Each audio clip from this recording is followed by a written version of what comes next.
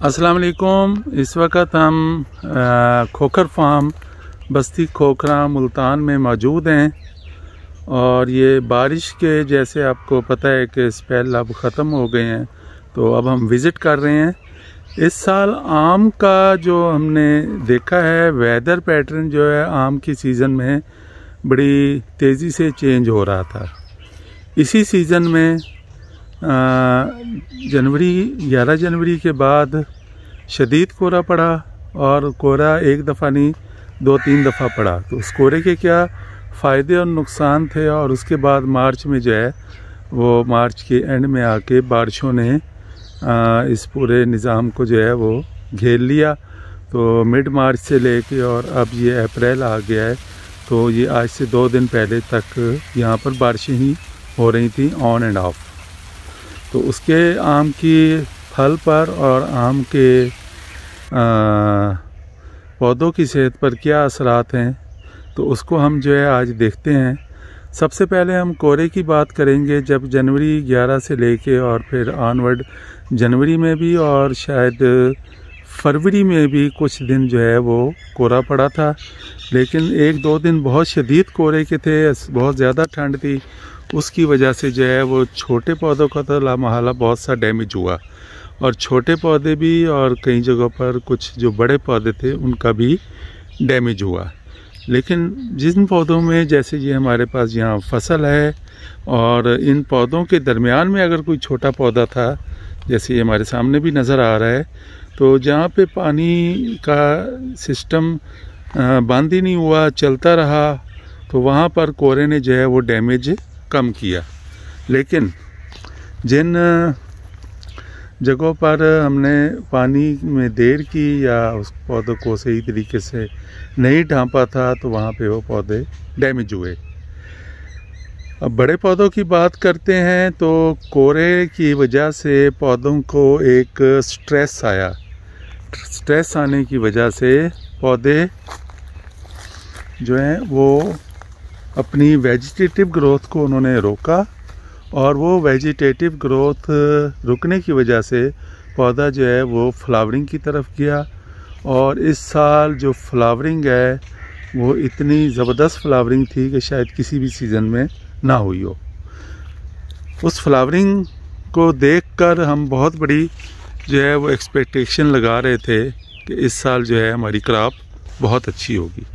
लेकिन वो तो पहला मरहला है कि उसमें हमने एक अच्छी फ्लावरिंग तो ले ली, और ये फ्लावरिंग सिंध में भी हुई है, पंजाब में भी हुई है, रीम यार खान में, मुल्तान में, मुजफ्फरगढ़ में, यानी पंजाब के तीनों जोन जो हमारे हैं, खानेवाल भी शामिल है उसमें, तो उसमें भी ये सारी फ्लावरिंग बहुत अच्छी हुई है। अब बारिशों ने आकर इस सिस्टम को डैमेज करना शुरू कर दिया। तो बारिशों की वजह से जो फल की आउटर स्कर्ट था या जहाँ पर फल की बैरूनी साइड थी और टॉप थी, वहाँ पर फल जो है यकीनन डैमेज हुआ, लेकिन पौधे के अंदर जो फल है वो महफूज रहा। इसी तरीके से जो ज़ालाबारी हुई है, तो जिन इलाकों में ज़ालाबारी हुई है तो वहाँ भी नुकसान हुआ है। लेकिन ओवरऑल जो नुकसान है वो इतना ज़्यादा नज़र नहीं आ रहा। इसे हम 5 से 7% तक का लॉस ज़रूर कह सकते हैं। लेकिन इसके साथ साथ मौसम ठंडा होने की वजह से फ्लावरिंग जो है वो बहुत अच्छी हुई। ख़ास तौर पर समर बहिश चौंसा जो कि एक बहुत ही मूडी प्लांट है, तो उस की फ्लावरिंग जो है वो मौसम की तब्दीली की वजह से जो है वो बहुत बेहतर हो गई थी। अच्छा, कुछ जो वैरायटीज़ हैं जैसे लेट चौंसा है, तो उसकी फ्लावरिंग जो है वो इस मौसम की वजह से ज़्यादा डैमेज हुई है, और उसके जो फल है उसकी ड्रॉपिंग जो है वो ज़्यादा हुई है। इस वक्त जो फल की कंडीशन है वो अभी तक बहुत अच्छी नज़र आ रही है, और यहाँ पर आपको हम कुछ दिखा भी देंगे कि फ्रूटिंग जो है ना वो हमारे पास बहुत अच्छी आ रही है। लेकिन इस फ्रूटिंग का अभी हमने सेव करना है कि हम आगे जाकर इसकी देखभाल हम कैसे करते हैं। तो जैसे जैसे मौसम की तब्दीली आ रही है, तो वैसे वैसे जो है वो फ्रूट का साइज़ भी अच्छा डेवलप हो रहा है। लेकिन इस फ्रूट डेवलपमेंट के साथ साथ जो है मैंगो के ऊपर भी डिफरेंट किस्म के प्रॉब्लम आ रहे हैं, जिसमें मैंगो हापर जो है वो सबसे बड़ा ख़तरनाक जो है वो इंसेक्ट है, जिसने इस वक्त उसका आउटब्रेक हुआ है सिंध के अंदर, और जिन बागात की मैनेजमेंट अच्छी नहीं थी तो वहाँ पर वो डैमेज भी कर रहा है। तो अब सूरत हाल देखते हुए फल की हमने इस साल क्या इक़दामात करने हैं और कैसे हमने जो है इस फल को जो है वो कामयाबी की तरफ लेकर जाना है। तो जो इक़दामात करने वाले हैं, जैसे मैंने बताया है कि इस वक्त जो सबसे बड़ा ख़तरा है वो मैंगो हापर का है। मैंगो हापर का कंट्रोल फौरी तौर पर करें, और जब आप मैंगो हापर का कंट्रोल कर रहे होंगे तो लगातार बारिशों की वजह से हमारे पास जो फंगस है वो मुख्तलिफ़ किस्म का वो डेवलप हो रहा होगा। तो उसके लिए हमें बेहतरीन एक ब्रॉड स्पेक्ट्रम फंजीसाइड, जैसा कि फील्ड शील्ड के मुतालिक कहा जा रहा है कि वो बहुत ज़बरदस्त प्रोडक्ट है, और इसी तरीके से जो हमने मैंगो हापर और थ्रिप्स के लिए जो बेस्ट प्रोडक्ट है वो जंकेडी है। तो इन दोनों का अगर मिला के हम स्प्रे कर लेते हैं तो हम एक अच्छी फसल जो है वो उठाने में कामयाब हो जाएंगे। ना सिर्फ हम अपने फल को महफूज कर लेंगे, बल्कि हम उसकी क्वालिटी को भी बहुत बेहतर कर लेंगे। जब आपने इन चीज़ों को ऊपर काम शुरू करना है, ख़ास तौर पर इंसेक्ट को कंट्रोल करने के लिए, तो आपने अपने बाग की सफाई का भी ख्याल रखना है। ख़ास तौर पर जो बटूर ज़्यादा शाखें हैं और जो बटूर ज़्यादा फल है, उसको आपने फौरी तौर पर रिमूव करवाना है। जैसे इस अप्रैल का एंड हो रहा है तो ये आखिरी है हमारी कोशिश कि यहाँ पर जितना भी बटूर होगा उसको हम ख़त्म करेंगे। इसके बाद जो जहाँ जिन इलाकों में मिलीबग का प्रॉब्लम था, तो मिलीबग भी 20 अप्रैल के बाद वापस आनी शुरू हो जाती है। तो उनको जो डॉक्टर करार हैदर साहब का बताया हुआ तरीक़ाकार है उसके मुताबिक आपने ट्रैप बनाना है, और ट्रैप बना के और उस जो मिलीबग वापस आ रही है उसको वहाँ ट्रैप करके और फिर आपने उसको ज़ाया कर देना है। इसी तरीके से जब खाद का दूसरा काम आ जाता है फर्टिलाइज़र, तो फर्टिलाइज़र के लिए आपके पास अगर लोड बहुत अच्छा है तो आपने अपने फर्टिलाइज़र के प्रोग्राम में SOP को शामिल ज़रूर रखें। जो कमर्शियल वैरायटीज़ हैं उनको 2 किलो फ़ी पौधा, कमर्शियल वैरायटीज़ जैसे सफ़ेद चौंसा है, मौसमी चौंसा है, सिंदड़ी है, 12 नंबर रटोल है, और अजीम चौंसा है, और चनाब गोल्ड है।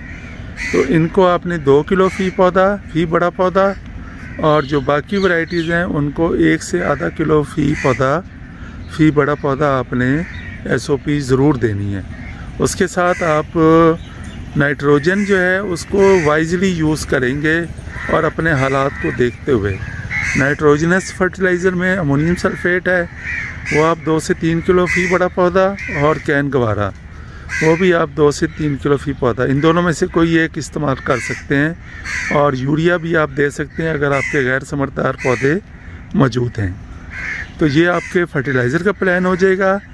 इरिगेशन के लिए आपने ज़रूर ख्याल रखना है कि जहाँ पर बहुत ज़्यादा बारिशें हुई हैं तो वहाँ पर ज़मीन को खुश्क होने दें और फिर अपनी इरिगेशन करें, और जहाँ पर आपका बारिशें कम हुई हैं और कहीं पर आपको वत्तर नज़र आ रहा है और कहीं बिल्कुल खुश्क है, तो वहाँ पर आप लोग अपने इरिगेशन को प्लान करें और पानी दें, क्योंकि इस वक्त पौधों को पानी की ज़रूरत है, जैसे कि गर्मी भी।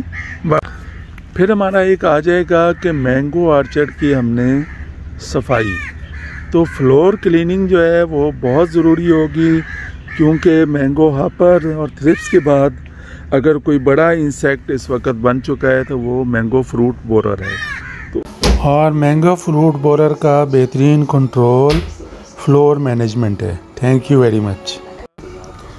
लोअर सिंध, अपर सिंध और रहीम यार खान के बेशतर बागात में इस वक्त मैंगो हापर का आउटब्रेक हुआ है और मैंगो हापर का शदीद हमला है। और इस शदीद हमले के कंट्रोल के लिए सबसे ज़्यादा जो ज़रूरी चीज़ है वो आपकी मैनेजमेंट है। अगर आप सिर्फ स्प्रे करेंगे और मैनेजमेंट अच्छी नहीं करेंगे तो फिर आपका हॉपर कंट्रोल नहीं होगा, बल्कि वो बार बार आकर अटैक करेगा। तो इसके लिए सबसे ज़्यादा और अहम चीज़ जो ज़रूरी चीज़ है वो ये है कि आप माल फार्मेशन यानी मैंगो का जो बटूर है उसको फौरी तौर पर बाग से रिमूव करवाएं। वो आपको एक दफ़ा नहीं, 2 दफ़ा नहीं, 3 से 4 मरतबा रिमूव करना होता है, तो उसके बाद जाकर वो ख़त्म होता है। दूसरे नंबर पर जब आप स्प्रे करें तो उसको बड़ा एक्यूरेट स्प्रे करें। पहले आप अंदर से स्प्रे करें, उसके बाद आप बाहर से स्प्रे करें। बाहर से स्प्रे करने के बाद आप छोटी टैंकी ले लें, उसके अंदर जो आपकी दवाई की मकदार है उसकी डोज को डबल करें और उस छोटी टैंकी के साथ सिर्फ जो मेन तने हैं पौधे के उसके ऊपर आपने स्प्रे करना है। तो इससे आपको ना सिर्फ बेहतरीन कंट्रोल मिलेगा बल्कि बेहतरीन मैनेजमेंट भी होगी।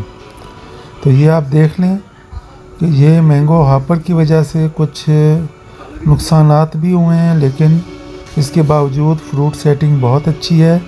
तो इस फ्रूट सेटिंग को आपने हर सूरत में बचाना है।